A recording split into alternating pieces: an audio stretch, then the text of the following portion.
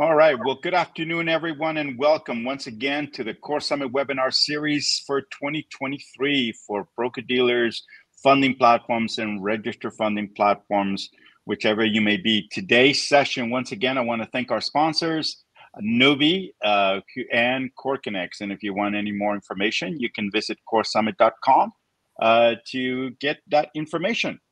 And as always, we bring a panel of speakers for the discussion that we're going to have today, which is, I think, very, very timely. Well, not do I think, it is very timely, considering a lot of the things that are going on. Last week we spoke about Rule 17A-4, which Marty provided great insights and reminders to everybody. Today we're continuing that. We're going to deal only with one regulation in particular.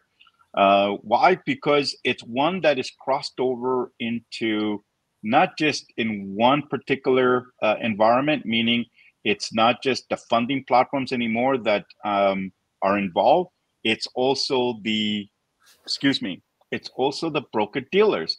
And with that, things have changed, meaning that the market is now looking at them and the regulators to make sure they're operating 100% compliantly. And so today's discussion will be around all of that, Regulation CF. So before we get started with that, let's take just a couple minutes. If we could start with introductions. Marty, if you could take a moment, it would be great. If you could introduce yourself, that would be fantastic. Yeah, I just need to have something that's canned that I just push play and it plays it. Make sure I'm consistent. But Marty Tate, I am a securities lawyer with an emphasis on crowdfunding under Reg A, RegCF, Reg D, and I've been working in this space for I don't know, close to 25 years now, and I've known Oscar since the very beginning of the crowdfunding days when the Jobs Act was just passed. I work with issuers, I work with platforms, I work with service providers, and everybody in between. Thank you. And we lost Dr. Kiran as always, but he's making his way back in. We call it the technology conundrum that he gets into. All right, Mitch, if you could take a moment, you're our new guest today. Sure. Thanks so much, Oscar. My name is Mitch Avnet. I'm the founder and managing partner at Compliance Risk Concepts. We are a compliance professional services organization headquartered in New York City. We've been in business for almost 11 years now. I'm a 30-year industry veteran as a compliance officer and a CCO. We focus our support on broker dealers and those who are engaged in private placements, Reg D, Reg A, Reg CF. And over the last several years, we've worked with several funding platforms in addition to broker dealers. Our work really centers around that initial registration work. So whether a company wants to become a broker dealer or a funding platform, we will help those companies go through the new membership application process on both fronts. And then what we do post-approval is provide some level of ongoing compliance support services, ensuring that the broker-dealers and or funding portals are operating within the framework as prescribed by FINRA and the SEC. Oh, fantastic. So, like I said, we've got a great panel of speakers here. And of course, Dr. Garimella, you're back on. So you got all the wires crossed and all that. I need to say this because if I don't, it's going to, there hasn't been a single session where a CTO doesn't walk into a meeting and the mic doesn't work, the camera doesn't work. So are we on? I think we're on. Hopefully you all can hear me. Yes, it's just that we carry so much technology. It's unbelievable, right? It's crazy. But this whole space is so exciting. It's precisely because of this. There are so many participants, so many players in these private capital markets, and so many things to do. And we'll hear a lot about these complications today. So it's important for everyone to understand the role that technology also plays in supporting all of these funding platforms, broker dealers, compliance, and all the new things in the pipeline. Perfect. Thank you very much for that. So, and my name is Oscar Jofre. I'm the co-founder, CEO of KoreConX and KoreChain. And again, let's just dive into this and let's just have some fun. Like always, for everyone, this is really kind of hopefully an educational. It could be a refresher. Bless you, Marty. It could be a refresher for some of you, but there's been so much activity this year that is so important to kind of just walk through this particular regulation and for all sides, whether you're a broker-dealer funding platform or a registered funding platform. But let's start, before we dig into those, Marty, let's give everybody the definition of Regulation CF. What is it? What does it mean? And then we can start going into the specifics of some of the things that it relates to the BDs and funding platforms and registered funding platforms. Okay. Yeah, Regulation CF, or Regulation Crowdfunding, is an exemption from registration 4A6, and it allows issuers to raise up to $5 million a year from accredited and non-accredited investors. They can sell equity, debt, safes, several different types of securities through this exemption.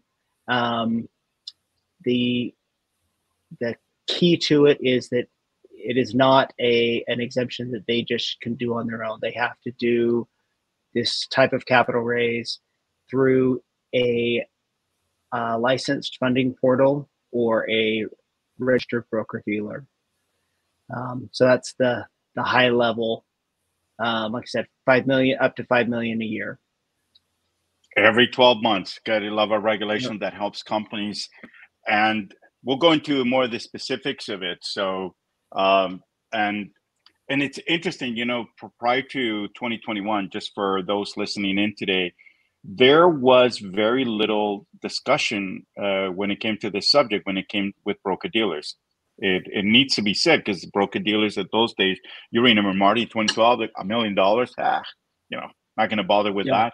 But now we're in a different route. We're now talking $5 million, and it's going to have some significant impact, and it has already. So now the question is, how do you operate your business as a broker dealer? Okay, broker dealer or a registered funding platform. But let's go through the broker dealer first, because this is what I'm noticing, and I'm gonna go to you, Mitch, first to see if you've had any interactions with broker dealers saying, hey, listen, we're traditionally this, we work with the Reg D world, we're hearing about these regulations. You know, what are the things that you're walking them through from a high level? Sure. that needs to be kind of like a, you know, these are the things you need to be doing in order to operate this regulation? Yeah, it's a great question, and I may be leaning on Marty a little bit here as well. But the long and the short of it is, I think the best place to start is when we're doing new membership applications, because I think for anyone who's participating in these sorts of meetings, they might be at the starting point. And even if they're not at the starting point, this is good intel in terms of what the expectations are. But, you know, typically when we do new membership applications for private placement broker dealers who have traditionally or who are expecting to traffic in Reg D and maybe Reg A plus deals, and they want to add RegCF to the application, FINRA comes back with some very specific questions around CF, because, you know, not all of these exemptions are created equally, right? And so, correct. Having said all that, there are specific requirements, whether it's disclosures, books and records, attestations, record retention is a big one that we're all concerned about on a number of different fronts. But the long and the short of it is, they want to know how the policies and procedures are going to specifically address RegCF sort of deals versus the traditional Reg D, and we have to really go deep and embrace a lot of the stuff that, let's just say, non-broker dealer funding portals have to do to get through FP NMA versus a traditional broker dealer. But I think the most important thing for broker dealers to think about, whether they're net new to being a broker dealer or they've been existing private placement broker dealers, and you want to start engaging in RegCF deals, FINRA may not agree with you that you're approved for that right out of the gate. And they may think that this is a material change to your business and may require you to go through a continuing membership application to get comfortable that you know how to handle RegCF versus, you know, what you've done historically in the Reg D world. But Marty, would love to hear your thoughts on that. No, I think you're spot on. This is not a this is not your father's Reg D exemption, right? You've got a whole new set of hoops you've got to jump through if you're going to do RegCF, and I think FINRA is definitely going to help you become aware of those differences. And like you said, sometimes that requires even changing many of your CMA to include this sort of separate quote unquote business line that you're doing. So I agree. I think Mitch, I think you said it 100% correct. Yeah, you know, the one thing I do want to add, thank you for that. But the one thing I do want to add is, and we see this with a lot of our clients who come to us, and we've been supporting them as a traditional private placement broker dealer, and they said, well, we're just going to start doing RegCF deals. And you know, like I use my standard pump the brakes kid line and say, and say, well, how are you determining that you're allowed to do this? They're like, well, this is not a material change in our business. We're approved for this. I'm like, not necessarily. And MAP may disagree with you that you're approved for this, or they may require you to go through some of these additional hoops before they get comfortable. What I want to say to anyone who's participating in this conversation who's already an approved broker dealer, don't make that assumption. Okay. And at a minimum, you should have a materiality consultation with MAP. Get your risk management, your RMA, your risk monitoring analyst involved as well. Go down the route of filing a MATCon with FINRA and let them tell you they don't see this as a material issue before you operate under that assumption, because the last thing you want is for FINRA to come in through a cycle exam and see that you're doing these sorts of deals and issue you a cease and desist. So something to be very mindful of. Yeah. No, that's that's really important. Thank you for reminding me of that. And sometimes I feel like I jumped the gun a bit. That materiality component, I always say you have to be licensed for it, but you're right. There's a terminology, there's a process you need to go through as a broker dealer to ensure that.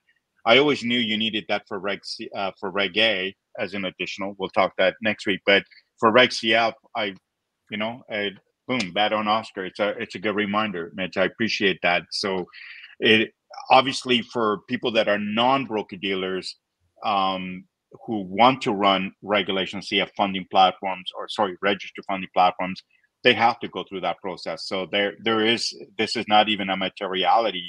You need to engage a Marty or Mitch's firm in order to go through the application process, demonstrate the product, and you're going to be learning compliance, hopefully not on the fly, but you're going to be learning compliance where a broker dealer should already have that. So I think those are the two distinct differences. And Marty, you've done quite a bit of these. Is that did I capitalize the differences between the BD, adding it as a service, and someone who wants to operate a regulation CF platform? Well, yes and no. I think that if it's a broker dealer that's just starting, and it sounds like Mitch has a lot of experience in this, a broker dealer that's starting and is filing their new member application would in their Form BD, they would again, they would go through that process. I think what Mitch is saying is that don't just assume that because you're licensed as a broker dealer that you can just start doing these. I think that the idea, I think Mitch had a great point of reaching out to MAP and going through that and saying, is this a material change in your line of business, or is this something that, or is this just a continuation? I think that for the most part, it really, and the answer to that is going to depend on, someone on the MAP examiner and someone on, or who you're talking to there, and somewhat on really what you've been doing. But I think regardless, you're going to have to make sure that your policies and procedures reflect the rules and requirements for a broker dealer acting as an intermediary. Yeah, and I think if I can jump on that again, because I think this is really interesting and worthwhile in teasing out. You're absolutely right, Marty. Listen, and I love the analogy. This is not your father's Reg D deal. But at the end of the day, if you've gone through a private placement approval at some point to get that approval through FINRA, chances are, and we've seen this, over the years, you really only went for Reg D at the time. And you don't have the infrastructure in place to do RegCF deals.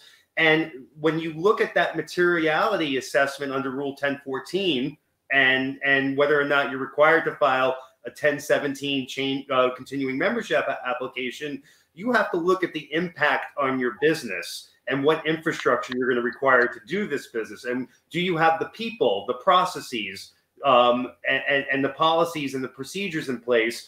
And even before I would reach out to FINRA for a MATCon, I would tell them affirmatively that you don't think this is a material change under 1014, and here's why, and here's what you have in place. And it's just the same people, the same processes, and this is just an extension of that.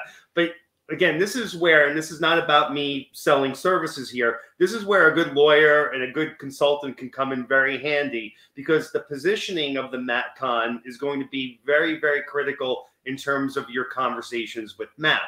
And I don't know if anybody else on this conversation has been through a CMA or even a MATCon lately. They're not 2-week turnaround times anymore. FINRA is taking their sweet time. And, we had MATCons this year go 90 days plus.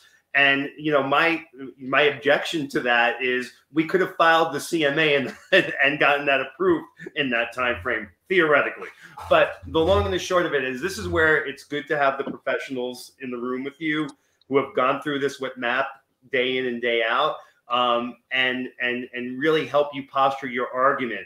But at the end of the day, and I say this to my own clients, if we're on the fence, I'm going to tell you to file the CMA, because don't waste time with a MATCon, especially with the time that it's taking to get those answers back. So again, it's just part and parcel of dealing with MAP on a day-to-day ongoing basis and knowing how to maneuver through those conversations. Yeah, you actually hit on. Oh, go ahead, Oscar. No, go for it. I was just liking this. Yeah, I was just going to say that you hit on something that's really important too. It's that it's having those things in place. And I mentioned policies and procedures, but you also mentioned people and the technology, right? I mean, and that's where, Kiran can jump as well, because it's not just, you can be licensed to do private placements and do Reg D offerings and have zero technology, right? You don't need to have a platform. You don't need to have this whole robust system in place. But if you're going into doing RegCFs and you're going to be offering those on behalf of issuers, you have to have all that in place. And that's not just simple like, hey, well, we've got a website. No, if you have a website, you have the ability to do these this funding portal that has the communication channels. You have the ability to generate the notices. You have the ability to, you're using a third-party escrow. There's so many more pieces in place, or so many more requirements that have to be in place. And like you said, if you don't have those in place right now, then you're right. You would be wasting your time doing a MAT column. It just file the CMA. Well, A, get them in place, then file the CMA and show. Yeah. You know, the one thing that's really interesting to note, and again, we're going down really good tangents here, but they're all related. And for those of you who are participating on the call today, if there is a technology component involved from a MAP perspective, they're going to tell you need to file right out of the gate. Okay. They have seen so many fintech related applications over the last several years. And most of those who come in with an application are not ready for prime time yet. So FINRA will make you a test upon filing the application that your technology is demo ready. And you can say, well, I'm not using proprietary technology. I'm using vendor technology. They don't care. They're going to want to see it. And they're going to want to see it in action. And they're going to want to see end to end from start to finish how you onboard, how you execute, how you clear and settle. Okay. And so that's something to really keep in mind. And to Marty's point, traditional private placement firms are very easy to get approved in the context of overall broker-dealer approvals. Because if you're doing traditional non-technology intensive business, that's a fast-tracked application. But in the new world, once you introduce technology, 9 times out of 10, it's going to be a full-length application, not fast-tracked. Yeah, and to echo what you were saying, Mitch, the technology and the websites, these are not your father's or grandfather's technology or websites, right? People come to me all the time and say, oh yeah, I've got my website, can we go? And I say, wait a minute, right? You need so much more things to be looking at. You'd be surprised, how many people we get in this day and age, that not too many, but once in a while we get people who have a website does it have HTTPS? And you say, what? You don't have a secure layer there. That's a big no. So, we run all kinds of tests to kind of make sure that they are up to snuff on that. Marty, you're saying, is the technology prime time ready to send out all these notifications, disclosures? Do we lock all of that? Do we capture? Do we record all the logs? Not only just on the primary issuance side, but also on the compliance side. What is the broker dealer doing, right? Are they changing things? How did the KYC happen? Right? Were there any changes made when things went under review by the broker dealer? Are we capturing all those different notes? The technology has to enable that. In the past, you know how it happened. People maintain this stuff on a spreadsheet or little post-it notes saying, I called the investor and the investor said my assessment is this, and they kind of maintain these notes in some one-off way, right? But the technology has to support all of that and say, wait a minute, it's all locked. It's here. We can cut an auditable report like immediately if there's any question coming up, right? That's a critical part. No, it's and the expectation is, especially from the KYC standpoint, that's a really good point. You're going to have to show FINRA how that works and how that kicks out. And what do you do when there's an exception? How do you follow up? You're going to really have to be prepared to show how you've operationalized your entire workflow. Absolutely. It actually, the whole operational journey and making things very compliant actually starts right from when the investor comes into the site. What are they looking at? Did they get the disclosures they're supposed to get? Did they check the box and say, yep, I've seen it, right? And can we prove that they've seen it? That's other important part of it, right? And Absolutely. All of the information they enter into that, and have they authorized us to do certain things that is part of the whole process? Have they come in later and changed anything in the compliance, right? Did the investor come back and say, wait a minute, my address is wrong, so I'm going to go and update that, right?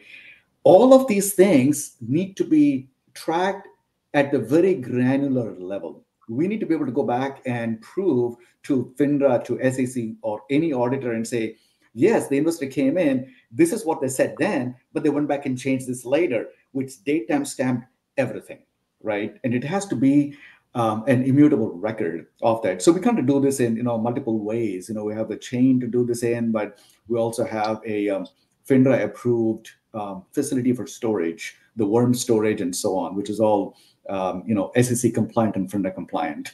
So yeah, there are a lot of things to take care of. Yeah, sometimes I get this impression that issuers or somebody come to us and say, oh, can we go on an international trip? Okay, they haven't packed their bags. They haven't made arrangements. They don't have a hotel room booked. They don't know where their underwear is, and now they're ready to jump on a flight and go somewhere. What are you going to do, right? Sometimes I get that feeling. It's so this leads us actually quite nicely into, because we're talking how RegCF is being used by broker dealers and funding platforms. The issuer is kind of in the sideline of this. This is how are they going to use it? But you brought up an interesting point that we're noticing this year, and broker dealers need to be aware of it. I think Mitch said it. First, you need to talk to them or Marty, make sure you're in line. But here, if you are operating, they're looking for certain attestations right now from broker dealers to make sure that, in particular with RegCF, that's why we made this as a particular webinar just on RegCF. There are certain things that need to be done, and these attestations not only need to be logged somewhere, but they need to become available for FINRA to be able to then have that. And I think this is in my opinion, I think a lot of broker dealers, and in all fairness, I think, Marty, you and I talked about this. In all fairness, in the early days, it was sort of like you're a broker dealer, you're a big boy, you operate, the funding platform does it this way. You can do some of the things like a BD, but we're noticing the tone by FINRA in this context. And I'm going to bring it to you, Marty, and then Mitch, and that is that here's a broker dealer ABC, who is doing RegCF. He's already updated his record. He's registered in 50 plus states, and they're now allowing issuers to sell securities and for Regulation CF. And in this case, they don't just have one, they have 7. And all 7 of them are in different websites, in individual issuer websites. And so what we've now discovered is that a wording that FINRA used when they were looking for certain records is that they weren't referring to the broker-dealer as, hey, Mr. Broker-Dealer, we want to know information about this issuer and what you were doing. It's Mr. Broker-Dealer, you operating a funding platform. And this is the distinction that I think any broker-dealer, I think, Mitch, you brought it up, is that even though you're operating it on a website with an invest button on it, FINRA sees you and all other 7 deals as a funding platform, however many locations you have it, because you're the one commonality. And therefore, you need to make sure that you're tracking those attestations. And there are several of them in Regulation CF. So I'm going to point out a few of them. I don't know if, Marty, you want to add to that, but the ones that are affecting broker-dealers today are when an investor makes the investment, are you providing them the 3 material emails that are mandatory? Are you providing the proper rolling close procedure? Are you providing the proper procedure for material change? And why is that important? Because if you're going to change your price, your name, URL, broker-dealer, you got to talk to your lawyer. That could be deemed a material change. And there's an entire procedure that relates to the investors. The regulators created the rules to protect the company, the investor, everyone. But these attestations are critical because FINRA will say, I need the email for this and I need the email for that, and show us what was sent and the record logs. So this is the big piece that we've seen as a fundamental change from where they were before. Did you want to add to that, Marty? Sure. Outside of what I added? Thank you. No, I'm happy to. So I think I think there's a lot of, we're kind of taking tangents here, but I think it all relates and it's all great. So I think that a lot of the broker dealers now, and I agree with it. I think it's a great way to do it. And it's something that a broker dealer it's a service that a broker dealer can provide that's unique from a licensed funding portal, which is this sort of standalone website for a issuer. So that is an issuer, rather than directing it to a funding, to a WeFunder page where there's lots, you can send it to your page, which is dedicated. Now, again, that has to be owned, operated by the broker dealer. It can't be, can't be the issuer's website. It's got to be standalone that way. But each one of those standalone websites, landing pages has to be compliant, and it has to make sure that and FINRA is going to look at all of them and through that process. But you were asking about you were calling attestations, these notices, these confirmations. So you have to make sure that, each investor, as they come on board, make certain representations. They've got to make a representation that they've reviewed the educational material, that they've understand that they've got to also check that they understand that this is an investment, that they could lose their entire investment. There's a further sort of questionnaire or check the boxes that they have to say, these are restricted securities, you can't transfer them, that it might be difficult for you to sell these securities, and that there are risks, just like any securities, even investing through crowdfunding and through 4A6 involves risk, and that you can afford to lose, your entire investment. So those are some of the initial things that you have to make sure that they represent. And then again, you have notices that have to go out when they establish the account. There's got to be notices when they make an investment. There's confirmations that have to take place when they come on board, which is, you have to say, this is the amount that you're committing to invest. This is the price of securities. This is the issuer. This is the date that you can cancel it. So those are the things. But where I think you were going with that is that broker dealer has to have the technology and the mechanisms to not only make those communications, but to store them. We talked about that last week, about the requirements of storage and record keeping. You have to be able to go back and have be able to show it and keep these records of, yep, look, here's where they made these representations. Here's the notice that went out. Here's where it was sent. So all of that becomes, again, very different than just going out and doing a private placement. Very different than operating a bulletin board where you've said, hey, here's a bunch of deals, contact us if you want to invest. So like I said, I think that it is from a technology and a policies and procedures standpoint, it's a pretty big leap from a broker dealer that's just doing private placements to doing this. But it's a natural leap, and I applaud the broker dealers that are entering this, because I think it's a great business. I just think that's why we're talking, because we're trying to make people aware of the changes. Yeah. Kiran, I'll get you to come in, but I want to echo that message, is that this is not meant to say, hey guys, this is scary. This is doable. If we were 10 years ago or 12 years ago or 14, oh my God, Marty, I just aged myself. 14 years ago, when the Jobs Act was just being created, that would have been scary, because we still were trying to figure all these things out. But today, all of it is doable. The key is that how you did things before and what you need to do here are going to be different, and you may grunge at it, but in the end, it's faster, better, and you can have a really fruitful business. So, but there is one other element, that a complexity into all of this. It is complex. The solution is there, but Kiran is, so the scenario I gave you, broker dealer ABC, 7 different pages.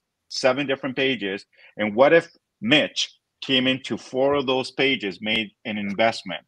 And there's something really unique with RegCF that is different with Reg D and Reg A, is that Mitch has a limit, an annual limit that he can invest in throughout the year, related with this particular broker dealer. And we're just going to talk about broker dealer ABC. So, Kiran? Yes, I just want to preface one thing, just to piggyback off what Marty was saying.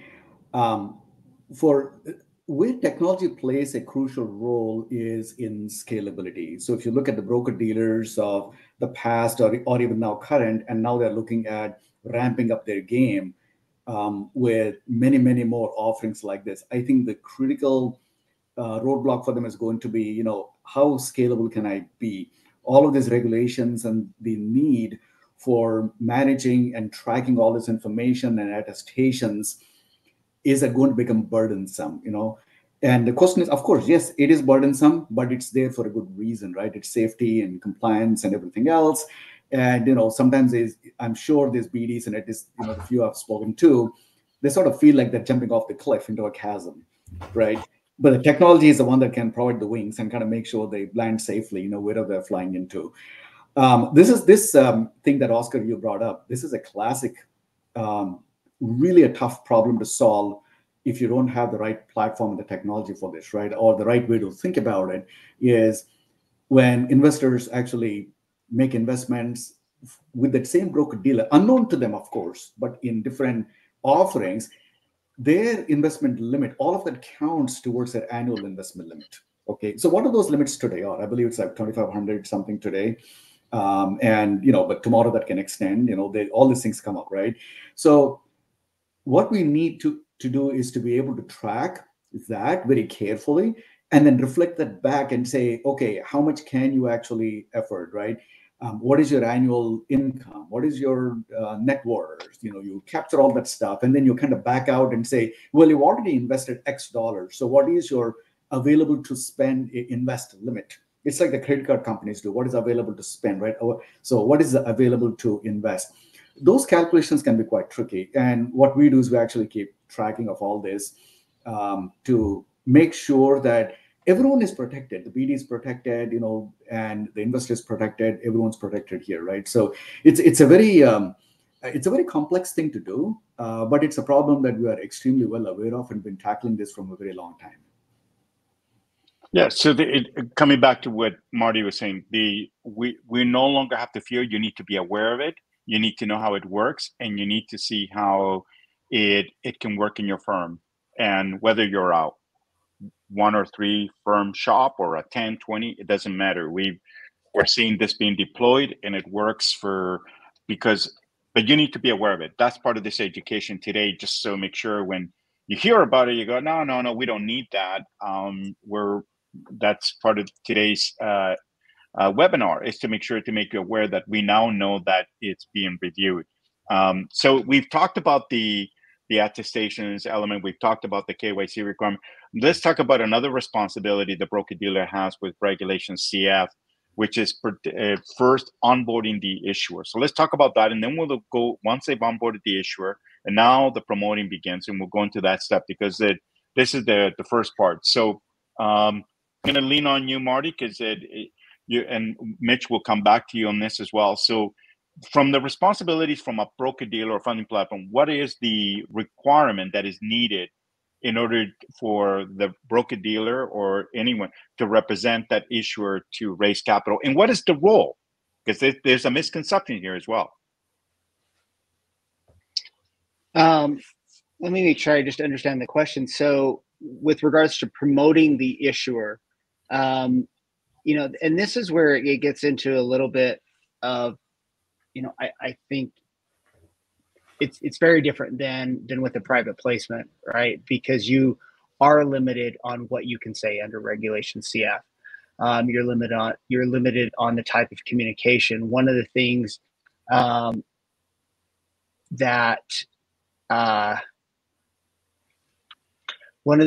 that you're required is, you know, under Regulation CF, the types of information you can provide, you know, the type of note or advertising you can do, which either falls into a terms-based or a non-terms-based. And so terms-based basically says, here's the issue, here's who it is, here's what they're doing, you know, here's what's being offered, here's the price. Whereas a non-terms-based can say a lot about the issuer, but not the terms. So I think that there's those qualification. I think that, you know, so there's those sort of marketing rules in place. One of the things that's interesting with a licensed funding portal is they're prohibited from marketing a specific broker dealer, or sorry, a specific issuer. They can't say, hey, come and invest in issuer XYZ. They can promote their funding portal, but they can't promote a specific issuer.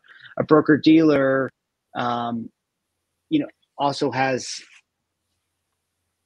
I guess, wouldn't necessarily fall within that parameter because they're limited in the communications that they can say or they can provide.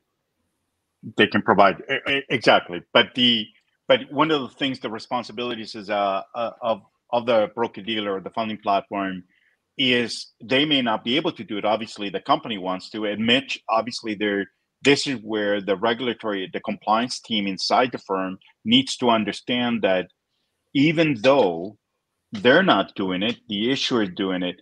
They have a fiduciary or a regulatory duty for a compliance perspective to review that information. And sorry, go on. No, finish your sentence. I know where you're going. No, so I just, because the thing is, look, I feel lately I'm running into some scenarios where it's just freaking me out. Where, oh yeah, just go for it, buddy. It's your firm. You are liable for this person's activities. It's going to be your name on it.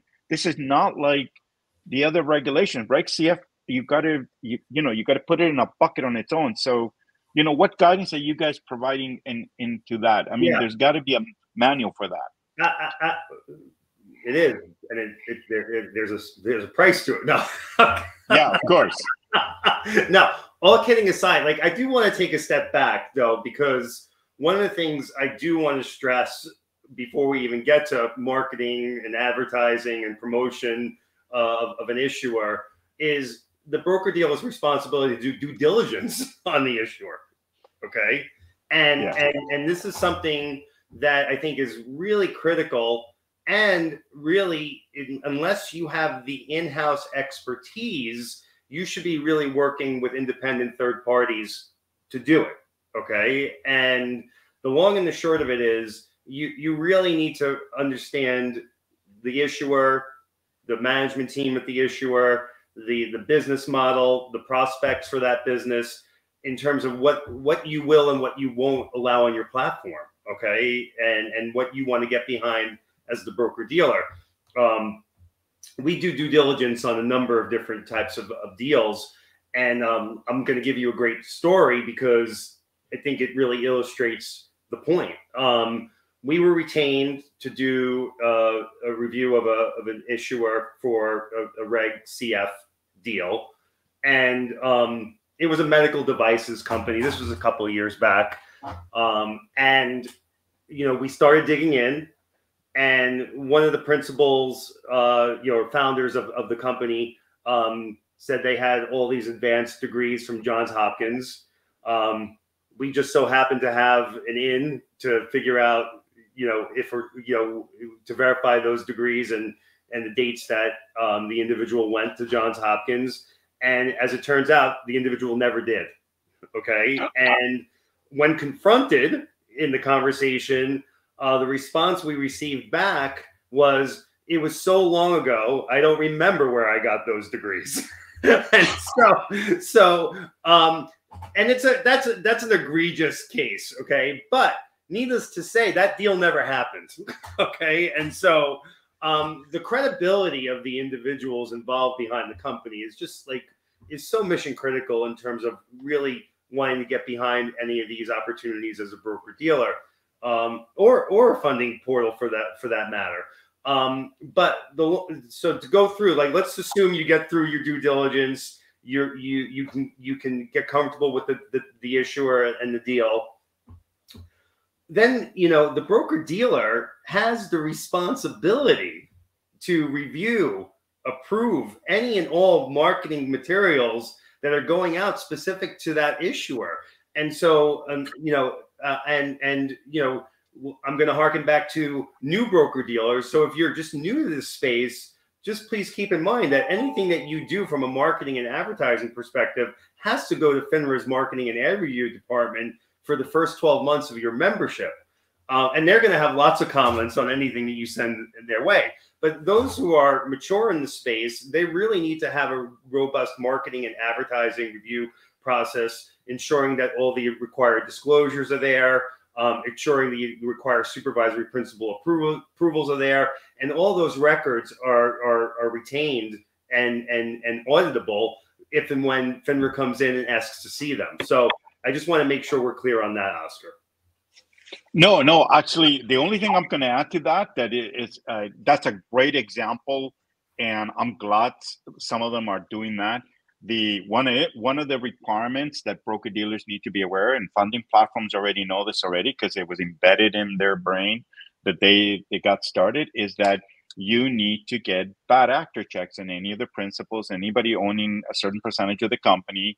And those reports are available. The company can get it, including the company. And what it does, it kind of goes through that background, is there any fraud related or anything like that in their background? And that it's a mandated report that you must have. And the good thing about this report now, I'm really excited about this. And this is where, people like myself, and of course, Mitch, you as well, and Marty, we've been working to getting everybody in the ecosystem to be more comfortable with raising capital online. So we're always going to have people that are going to try to, bend it a little bit or try to, scam it.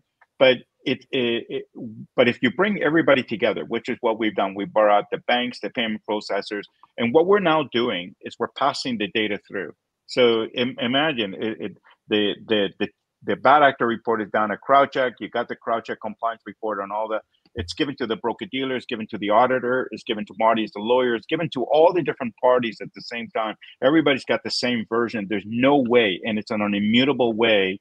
So there's no way for somebody to tamper with it, and it can go all the way down to the end user, meaning the investor, to also view and have the confidence level. This is where we get into all these things, but the broker dealer does need to take these items seriously. They need to have a process for due diligence to bring the company in, even though it's not a lot of things, but the basic things, like Mitch pointed out, can be very critical. And a bad actor report, we ran into a situation ourselves. We were bringing a client through in our ecosystem, and they were ready to. They want to do a RegCF. They want to go meet Marty. They want to go meet the broker dealer. And so as we started asking the discussions, we said, look, one of the things you need to be ready for, make sure you got everything ready with your principles and all that. You need to go through a bad actor check. And they go, well, what is that? Well, this is where they check if there's any fraud related in your past. And it goes, well, it just so happens I didn't think I had to disclose, but I was in prison for 10 years for, and I said, well, you make the decision whether you want to go talk to them and see if, but do you see what I mean? It's already happening at every level. People are becoming aware of it. And this is how we get it to the street level to give the confidence to investors. And it helps broker dealers. I personally think that this is a great way for, hey, this is my standard. I need this. If you don't have it, I'm sorry, I can't take you on. And there'll be additional background checks I might want to add. But this is just one of those things that I feel that I know when we've used it internally in our company, even though we're not required, we make them aware that they need to go through this. You're coming in with your eyes wide open, just like we tell broker dealers to come in. The issue the same way. It saves everyone time and headache. And then we get to let's start promoting the offering. Yeah. And so, which is great, right? Yeah. So let's talk about that, because at the end of the day, broker dealers are gatekeepers here, right? And we really need to, especially when you're getting out of the traditional world of private placements focused on, accredited investors or qualified purchasers, and you're getting to the real retail world, the individual investor who has got access to participate in these deals and really may not be as educated as you would want them or need them to be. That's our job as broker dealers, right? And our job is protecting those investors. And when you deal I don't care what sector of the market is. I don't care what the flavor of the day. When there are new opportunities for folks to go out and raise money, especially when the bar is lower than it was historically, it's not going to attract all princes and princesses to the playing field. And not everybody you're going to deal with are good people. That's just the reality of the world we live in.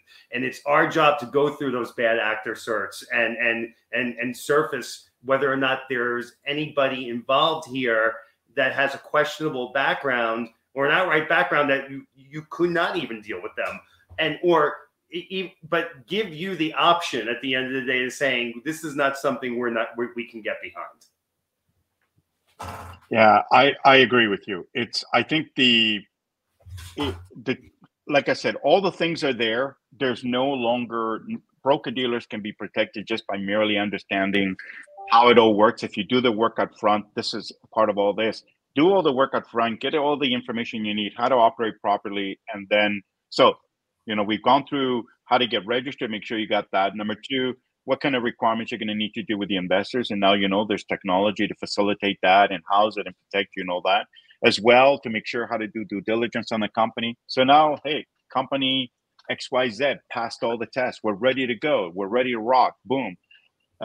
Marty started talking a little bit about the marketing aspect of it, and Mitch pitched in a few moments in there as well to indicate that ultimately the full responsibility is the broker dealer in this case, to make sure all the videos, the news releases, the email marketing that's going out, what if there's a third party report written about your company? What do you do in a situation like that? Obviously, as an entrepreneur, you're like, oh, yeah, got to bring it up. No, talk to your lawyer first. There are rules around that. How do you approach that, right? So, and the broker dealer needs to be aware of that as well. And then there's another aspect of it, which is when the offering is live, there is some confusion.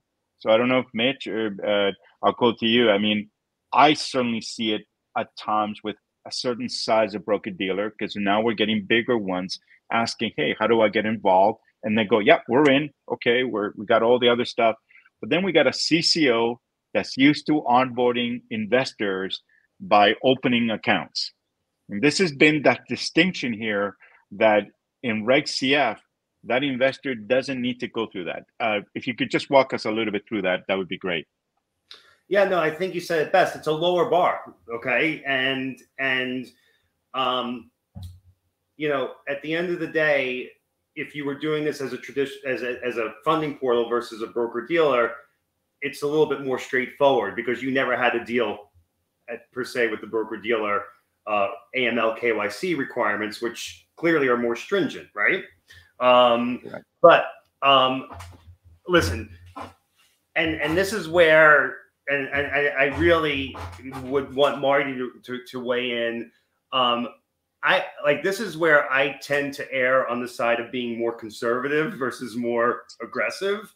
and so even though they're not opening up an account with the firm per se, I think one could argue that by participation in the process, so to speak, that you are clearing them as an account of the firm. And I do that with air quotes because I know it's not a perfect science, but when we work with our clients, and the thing that I say, and I say this across the board with all types of broker dealer compliance and regulatory requirements, it's very hard, especially in smaller to mid-size organizations, even larger ones, is if you start creating all these different processes that are inconsistent from one another. And I would always recommend erring on the more conservative side to a more stringent process. But that's the compliance officer in me. But I want to protect her at the end of the day. But, Marty, I'm sure, I assume, which might be a bad thing to do, that you see this all the time, but we always recommend our clients stick to their current or consistent process that they've had in place versus a lower standard just because it's an easier, more defensible thing to handle, especially when you're going through an examination process. Because I fear that the more bifurcated processes you have in an organization, it's easy pickings for FINRA to say, well, why do you do it this way here? Why do you do it this way there? And you go down a road that you may not want to go down.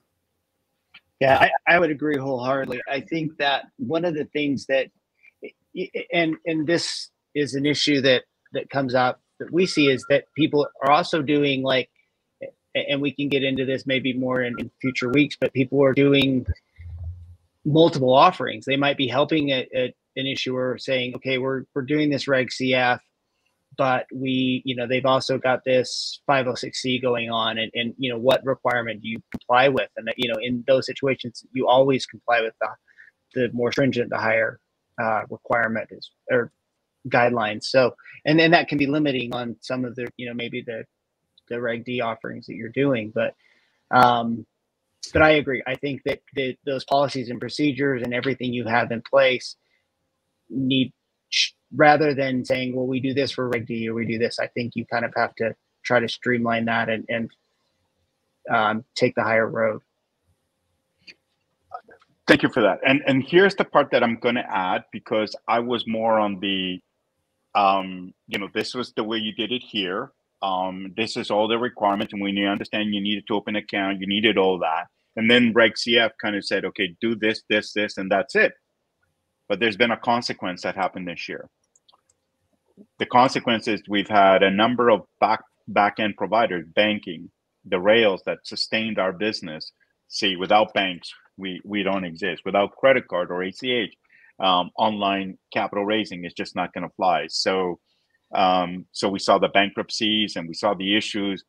But here's something that just kind of, I was telling Marty in Salt Lake City, it just kind of, my brain just went when I was talking to the banks, and I said, so what is it that you required that got all of this into trouble? Well, Oscar, we assumed, it's funny, Mitch, you used that word. They said the exact word. We assumed, Oscar, that the broker-dealers were doing this, this, this, and this. And I go, holy mackerel, there's the problem. Everybody was assuming that they were doing this level of compliance. So the broker-dealer is saying, hey, listen, I only need to do this level because that's all I'm required to do. That's all they were doing. And we've been saying, listen, you need this, you need, no, I don't need that. That's all that's going to do is create friction for onboarding. Yeah, well, let me just weigh in on that. I'm sorry to cut you off. I know we're kind of it's okay. At the end of our time. It's okay. Don't worry about time. Don't worry. So there's the regulatory constraints and requirements, but then there are the commercial requirements in terms of dealing with commercial partners, which may be a completely, to your point, a whole other standard in order for others to get comfortable to do business with you, right? And especially when you're talking about bank channel partners, where they're going to impose a certain standard that may, and this, for instance, is a great example, go above and beyond what the regulators may expect for this small portion of your business, let's just call it, okay? So the long and the short of it is, and we see that with investment advisors, we see it with money transmitters, like the banks that you're going to work with as your channel partners may very well impose a higher standard on you for them to get comfortable to processing this business, okay? So that's something you need to keep in mind as an organization. There's the regulatory side of it, and then there's the partner side of the CYA portion of it, where we can't get comfortable with you as a channel partner unless you can attest that and evidence you're doing all these things for us. No, I agree. It's been, for me personally, it was a wake-up call, and I kind of knew. Look, it's and by doing so, we're now coming back this way. We're saying, hey, Mr. Broker Dealer, I'm sorry, I know you didn't need that, but guess what? They need it. So I'm gonna share something with everyone right now that's effective immediately. It became effective in September.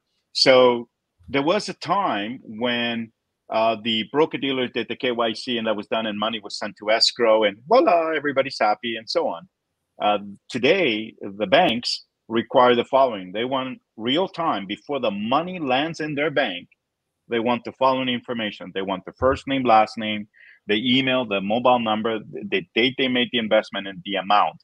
And they want 2 additional attestations. Number 1, that KYC was done on the investor, and that you either have their driver's license number or their passport. You don't need to pass it over to them. They just want to know that on this day and time you have that. And you know what that's about? That's for AML for them, because they're putting money in their bank. And this has been the wake-up call. This is why the whole collapse that occurred in 2023, and people need to appreciate that. So when people go, no, that's friction. Okay, friction. Money's not getting in the bank. You decide. That's the way I'm saying it now. We'll remove everything. We had one broker dealer. We don't even want the Social Security. Okay, it's your call. That's a Patriot Act. We don't want to drive it. Okay, not a problem. I can't guarantee you that the money will land in the bank. What? I cannot guarantee you the money will land in the bank. The bank is now refusing money if you don't provide these attestations real time through an API, in which we're providing. So this has been the game changer. But again, technology can solve that if everybody understands it. It's not just you. You're raising capital. Regulation CF is different. Nobody's writing a $5 million check right there. That would, that's a Reg D. But smaller amount of checks from different thousands of investors all over, and there's a way to do it compliantly where you make capital. You're going to make money, which is what we all want you to do, compliantly, and flourish and keep adding and adding as others have done. And but make sure you're up to date. And this comes back to, please keep checking with people like Marty. I kid you not. I know he's busy. We keep him too busy sometimes. But we also have Mitch. I mean, I'm not a compliance expert, but I'm going to tell you, compliance is probably it's built into my DNA. It's everything we do. I make sure that I check with Marty, or I check with the Sarah Hanks of the world. I check with people first, and then even when I come back with a result to our clients, I say, listen, you still got to go talk to them. Like, I'm just giving you an answer, but that's not the full answer. You need, don't take that in as the end all. You still need to operate. You're the one that's running the business. We're just providing you the technology stack to do it compliantly. So I want to thank you all. For those who have questions, you want to reach Mitch or Marty, you can find their information on KoreSummit.com as well for Dr. Kiran Garimella. This recording will be available online as well. And if there's any information you need, just reach out to us and we'll be more than happy to connect you with everyone so you can be operating your broker-dealer firm, or you want to launch a registered funding platform, or you already have a funding platform and you're wondering if you're doing it correctly. So till next week, I want to thank our speakers, Marty, Mitch, Kiran. Till next time, we will see you then. Enjoy the rest of the week, everyone. Thank you, everyone. Thank you. Bye. Bye.